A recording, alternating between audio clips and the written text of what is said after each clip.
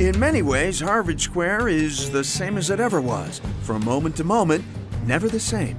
Well, the square sure has changed, but changes just keep changing. Before the coronavirus shutdown, we met up with 60s survivor Peter Wolf, wandering his old turf. Long before the Jay Giles Band and worldwide acclaim, Wolf was just another scuffling art student living hand to mouth in Harvard Square. But I was lucky enough to live in the square when an artist with relatively little money could live in the square.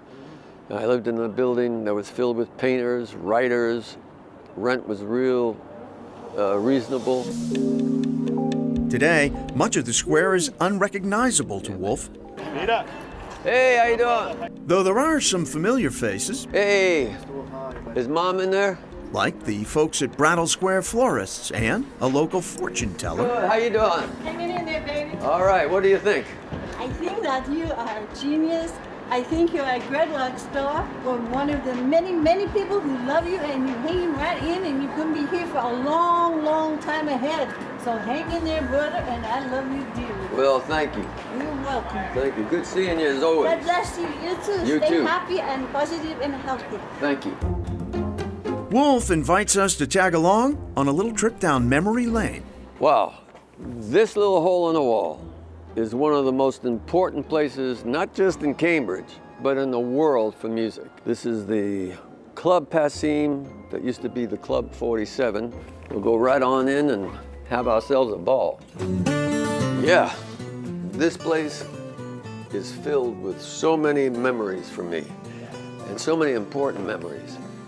I got to see all of my idols right there on the stage. I used to sit right here. If I could, I'd come real early and grab the seat. I got to see Muddy, Howlin' Wolf, John Lee Hooker, and then the father of bluegrass, Bill Monroe.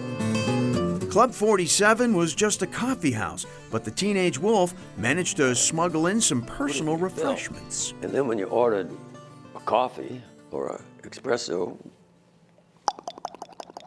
in went the bourbon. That was good.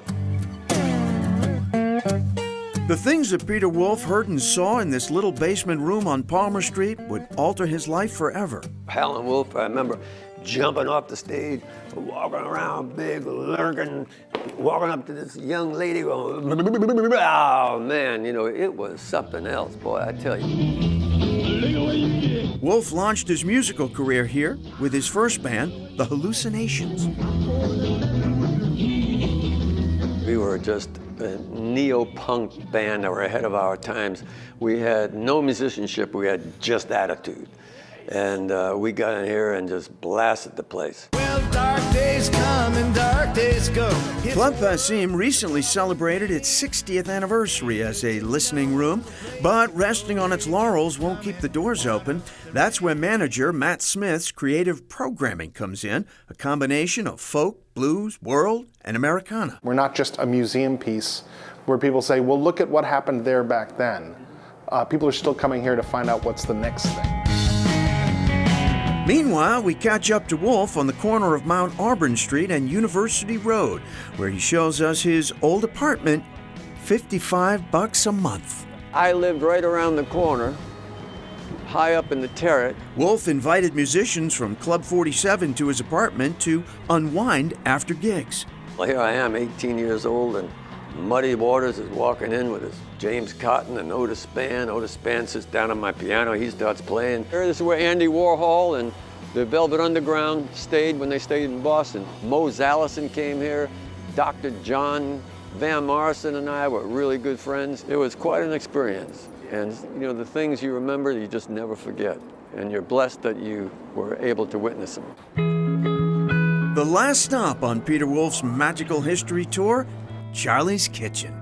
This was the late night place where you would get all the grease you needed to kind of soak up everything you drank. So here's to the Harvard Square I knew. Friends may come and friends may go and friends may peter out, you know. But here's to everybody in Harvard Square through thick and thin. Peter out or peter in. Live music venues have struggled a lot during the pandemic, forced to close their doors to patrons. So Club Passim and manager Matt Smith pivoted to virtual performances, which have been a success. The club also launched an emergency relief fund to provide much needed financial support to musicians. Coming up, the Harvard Square version of fast food.